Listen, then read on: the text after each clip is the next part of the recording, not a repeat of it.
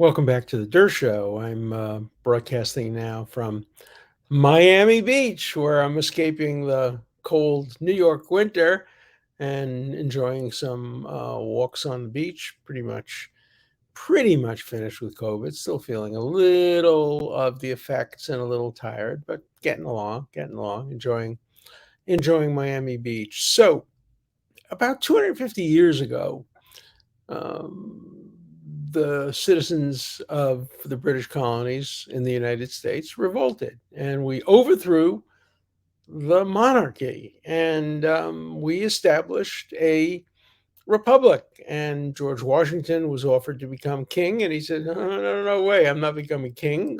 We're a republic, not a democracy, but." A republic. If it were a democracy, we wouldn't have the electoral college, we wouldn't have the Senate, we wouldn't have a number of the other aspects, probably judicial review in the Supreme Court.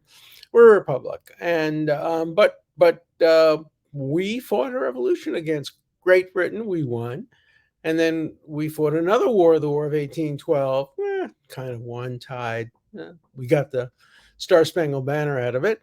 And yet, why are we as Americans so obsessed with British royalty? We have rejected royalty. Indeed, in our 250-year history, we've really had no royal families. The closest we've come to it is the Adams family. I don't mean the Adams family from television. I mean John Adams and John Quincy Adams, both of whom only served one term. They were not the most popular presidents. And then, we had the Bush family. They served two full, no, actually, George Bush, the first, served one term, and the second, George Bush, served the second two terms. We've had the Roosevelts. They were only distantly related, Teddy Roosevelt and Franklin Delano Roosevelt. In fact, at the flea market yesterday on Lincoln Road in Miami Beach, I bought a campaign button from Teddy Roosevelt, McKinley, and Roosevelt's beautiful, beautiful button that's over 125 years old. I collect political memorabilia, among other things that I collect. And, we've kind of rejected royalty. The Clintons tried, but Hillary Clinton failed. I don't think we're going to see Trump's, or I don't think we're going to see Obama's become royal families. Royalty is just not necessarily in the American DNA, but we're obsessed. We're obsessed with the royal family. I'll tell you just a couple of personal stories.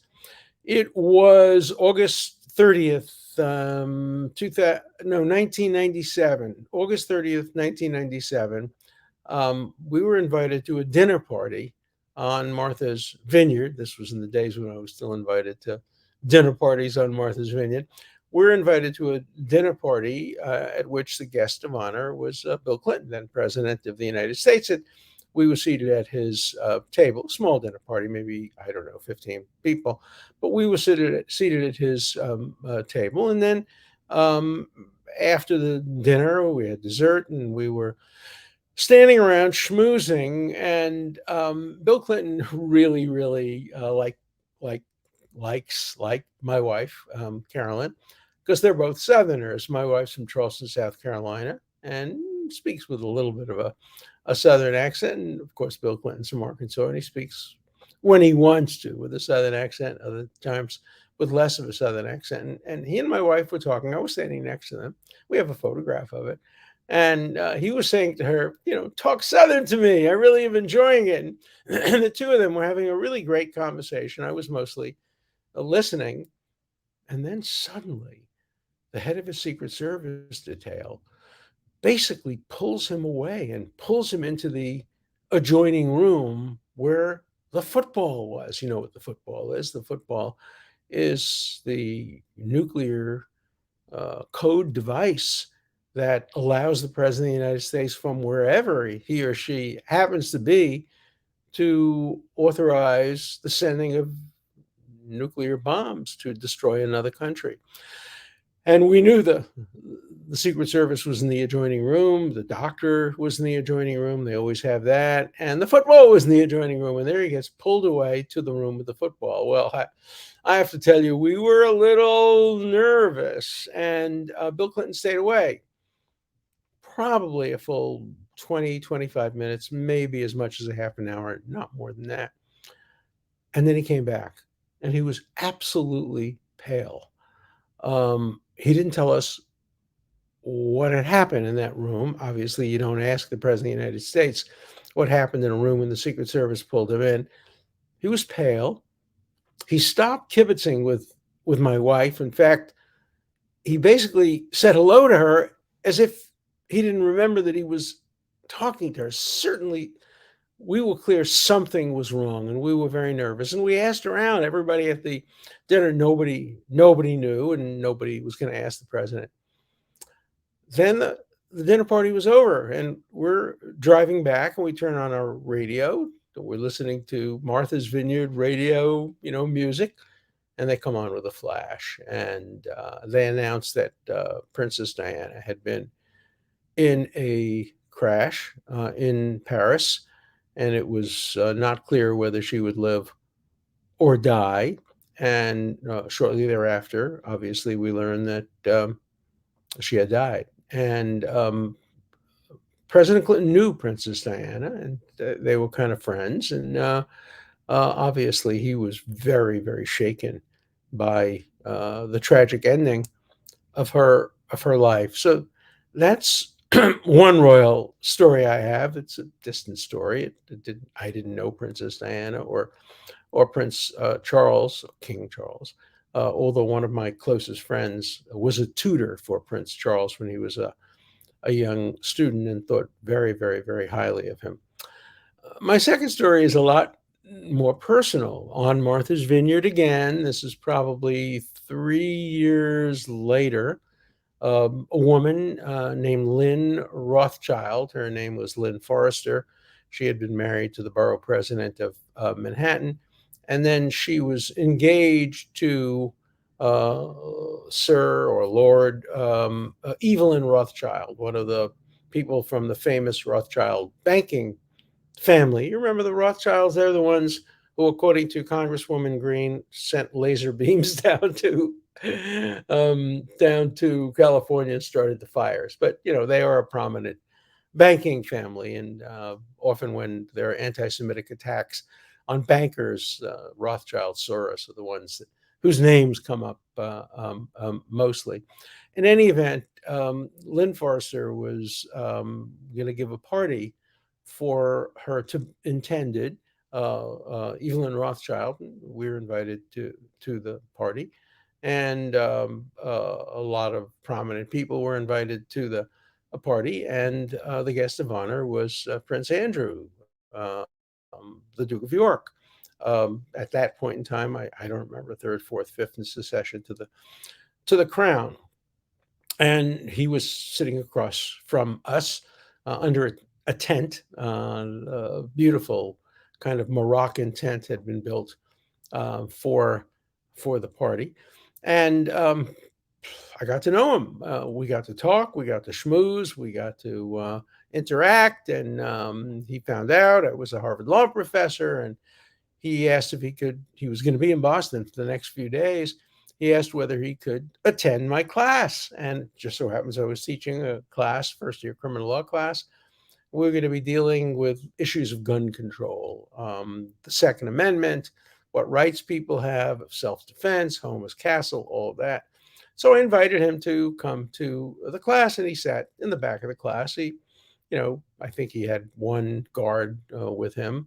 And at one point in the class, he actually raised his hand and spoke out and made a point about guns and introduced himself as somebody who had been in the British military. I think many of the people in the class didn't know who he was. I remember when I said to somebody that was the Duke of York, and they said, "Oh, that's a song, right? The Duke of York, York, York." No, he was the real Duke of York. And actually, Martha's Vineyard is located on Dukes County, which he owns as the Duke of York before the Revolution. Of course, he owned Dukes County. in any event, I got to know him. He came to my class. The dean of Harvard Law School gave a lunch in his honor. I sat next to him and we talked again. And then a couple of months later, the British Consul General of Boston invited me to a private small dinner party at the consulate, and again sat me right next to Prince Andrew. We talked about the Middle East, talked about Israel, the Palestinians, and a range of other issues. And that was, basically my encounters with royalty. As you know, Prince Andrew was ultimately accused by the same woman who accused me, Virginia Gouffre, of having sex with her. Um, she claimed that she had sex with Prince Andrew when she was 17 and a half. That's a year and a half above the age of consent, and that she was paid $15,000 for having sex with him. Of course, I have no idea whether there's any truth to that or not. She eventually, as you probably know, admitted that she has now come to recognize that she may have made a mistake in identifying me as one of the people with whom she had sex. But she did settle the case with Prince Andrew and got lots of millions of dollars for it. All kinds of speculation that that Prince Andrew was pressured into settling the case by his mom, the Queen, who was then about to celebrate her jubilee and then died shortly thereafter. So those are my encounters with royalty, not particularly stirring, but interesting stories. And of course, my last encounter was last night, just watching 60 Minutes, and seeing this interview by a very bright and very together young man, Prince Harry. Much better interview than the interview that was given by Prince Andrew on his accusation. Anderson Cooper did a very good job in bringing out a lot of material about the royal family and the incredible disarray the royal family seems to have been in. Charges that members of the royal family were concerned that Prince Harry was marrying a woman of mixed racial background. I think her mother is African American or black, and her father is not. I don't know whether there's any truth to any of those claims, but the interview actually got into a shoving match between the future King of England, who is Harry's older brother, and Harry, and where apparently William shoved him on the ground and cut his back. They were not children when that happened. They were mature adults. So that doesn't show a particularly functional family. He hasn't spoken to his brother now in quite some time, and Prince Harry said he hasn't spoken to his father for a considerable period of time, saying he hoped that they will get together and perhaps be able to renew their acquaintanceship. So it's a very, very dysfunctional family. And if you want to go back a little bit, it was much, much worse. In 1936, I think it was, the king was crowned Edward the Eighth, and it turned out Edward the Eighth. There's no nicer word to describe Edward the Eighth than that he was a Nazi sympathizer. One of the first things he did after he abdicated in 1937 is he went to visit Hitler. This is 37. This is not 32 or 33. This is 37. There already Dachau was built. Already Jews were being excluded from universities and businesses. People were being locked up. Horrible things were happening in Nazi Germany. And who does the former king go to with his Nazi sympathizer wife, an American named Wallace?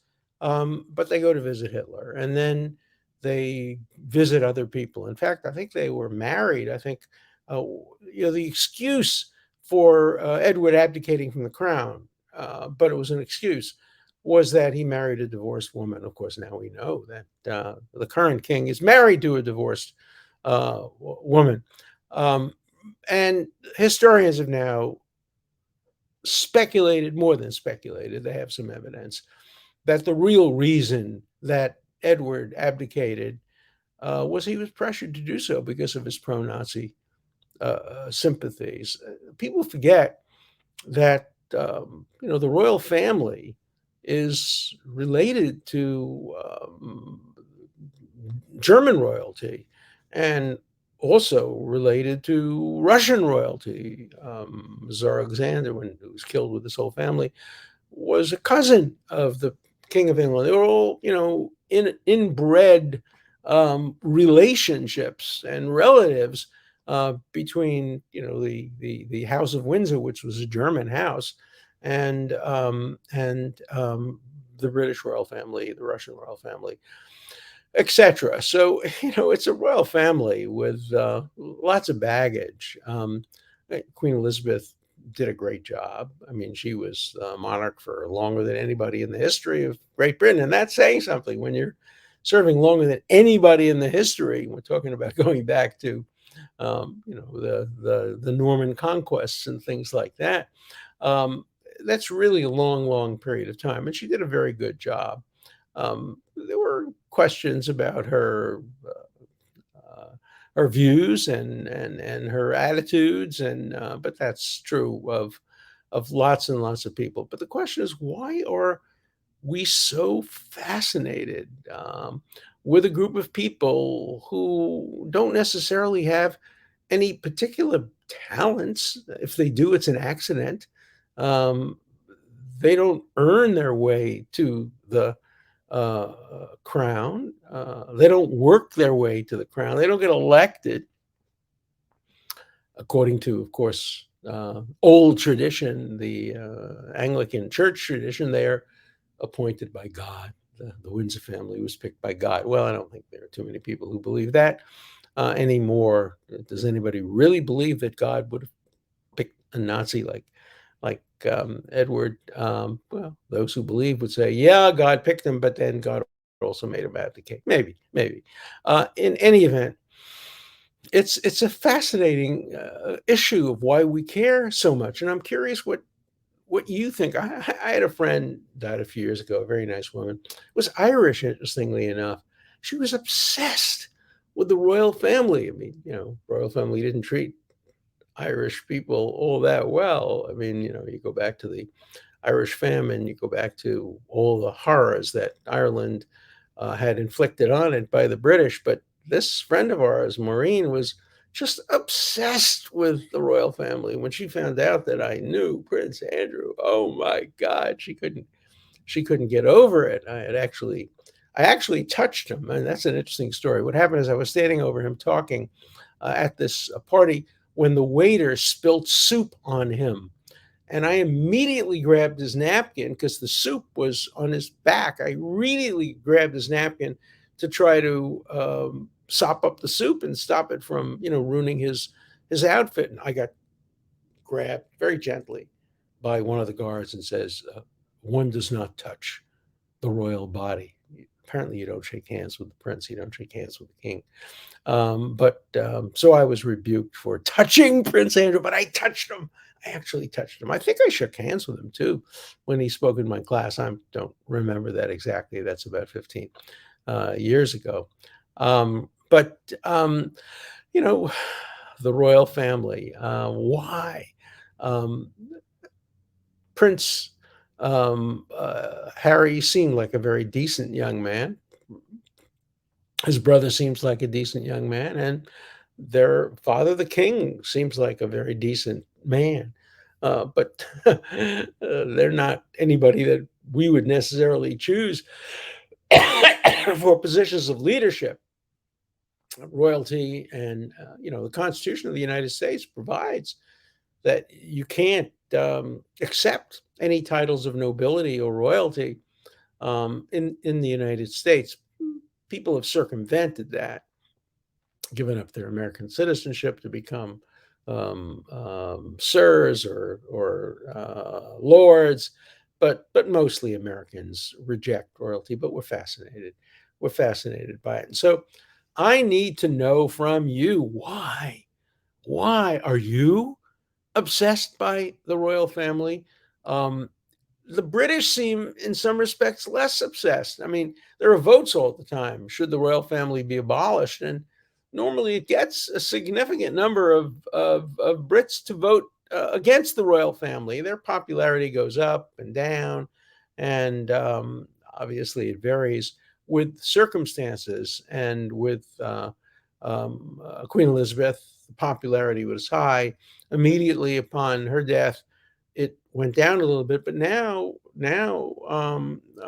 King Charles seems to be doing a very good job. I think he is a serious person, somewhat intellectual, cares deeply about the environment, cares deeply about other important issues. So all I can say is I wish the royal family well. I'd love to see them patch up their differences, but I'm not going to obsess about them. For me, that's page 23 of the newspaper. I'm going to focus more on what's going on in Brazil, what's going on in Ukraine, what's going on in China, what's going on in Israel, what's going on, most importantly, in the United States. So I need to hear from you why, if you're obsessed with the royal family, why you are. Okay, so let's turn to some letters. This is a good one. I remember the last show took place while there was still a debate going on as to whether Kevin McCarthy would become the Speaker of the House. And at the time, it didn't look like he was going to become Speaker of the House. And of course, he has now become Speaker of the House. What if someone is not a natural born citizen and he is elected Speaker of the House? And then both Biden and Harris tragically die uh, in a heart attack in their sleep. Um, uh, on the one hand, the Constitution says the Speaker of the House becomes president. On the other hand, the Constitution says that such a speaker is not eligible to be president. Um, First, the Constitution doesn't say who becomes president after the vice president. That's up to Congress to decide, and Congress has decided the order of succession: Speaker of the House, President pro tempore of the Senate. No, maybe the Constitution does provide for that. It doesn't provide for who comes afterward. It doesn't provide for whether the Secretary of State, Secretary of the Treasury. I think it does actually provide. But the answer is clear. You can be Speaker of the House. You can be President pro tempore of the Senate, even if you're not eligible to be a president. It just skips over you. If the Speaker of the House is not eligible to be president, then the president pro temp becomes president. The president pro temp is not eligible, then the Secretary of State. The only office that requires you to be eligible to be president is vice president. You can't serve as vice president or be elected as vice president unless you're a natural born citizen. And of course, natural born has been a subject of great debate for years, but especially since Obama, who clearly was a natural born American. He was born to an American mother, and that makes you a natural born, as distinguished from a naturalized citizen. The Governor Romney, the first Romney, not the current Romney, was born, I think, in Mexico, and I think McCain was born somewhere else. So natural born doesn't mean born in the United States. It means born in a way and to parents where you're automatically a citizen without having to go through the naturalization process. But if you're not eligible, then it just skips over you and goes to the next person who's eligible. Good question, fairly easy answer. This is one that's a little surprising. Um, I'm surprised you don't encourage diversity of thought. I don't encourage diversity of thought. Is there a program anywhere that has more of a concern for diversity of thought? I mean, as you know, I'm neither a Democrat or a Republican when it comes to issues of the Constitution. I accept ideas from every point of view. Um, this is what both parties should be doing. You're like having a uniparty in power. You are an establishment voter. You don't get it. I'm an establishment voter. Well, I don't know who I'm going to vote for. I generally do vote for Democrats, but I could easily see myself voting against the Democrats if they nominated somebody who I couldn't stomach. And there are several very strong candidates for that role of somebody I couldn't stomach. Okay. So you were one of the few Dems I will listen to. I used to be a Dem, registered as a Republican for local election years ago, but changing back to independent. I am so frustrated with everything in DC. Thank you for taking time to explain these things to us. I hope to understand the ins and outs. Well, that's my job, to try to explain. I'm neutral. I'm not. One of the reasons my predictions have proved to be so correct over the years, legally, I've managed to predict almost every major legal development accurately. It's not because I'm smarter than Jeffrey Toobin or Larry Tribe or any of the others. It's because I don't let my personal desires in any way influence my predictions. My predictions are based purely on my analysis of legal issues, the precedents, the likely outcomes. And as often as not, I predict things whose results I don't approve of, but I never engage in partisan predictions. And I'm proud of that role. Um, Continue with supporting the United States Constitution. I thank you for the thought provoking conversation. May our liberties be protected by law. That's nice. Here's one. Professor, you gave Whoopi Goldberg a pass on her controversial comments about the Holocaust. She was suspended from the show. She was then put back on. She has recently repeated the same comments. Are you giving her a pass a second time? If so, why? No, I didn't give her a pass the first time. I thought what she said was ignorant. Um, I don't think she meant it in any way as bigoted. She was just totally wrong and dumb about what she said. She said, Hitler's genocide against the Jews, killing 6 million Jews, was not racial, that it was white on white killing. Well, she doesn't understand the Nazi philosophy and Hitler's philosophy. He regarded the Jews as a race, as an inferior race. Um, all of his attacks on Jews was racial. You don't have to be black to be involved in racial differences. He believed that Jews were a pernicious race. And so what she said was ignorant. And then she repeated it again after being told she was ignorant. And at that point, it became bigoted. So I'll give you a pass on just saying it's ignorant the first time, but the second time you don't get a pass. Second time, what you've done is bigoted, and you can't any longer say that Hitler's attack on 6 million and murder of 6 million Jews bore no relationship to race, that it was white on white violence. That's just bigoted and wrong, and I condemn her for it. Okay. Wake up, Dersh. Your whole party is now radical far left. You are paying attention to your own ideology getting in your way. Look, I'm not far left. I've never been far left. I'm a liberal.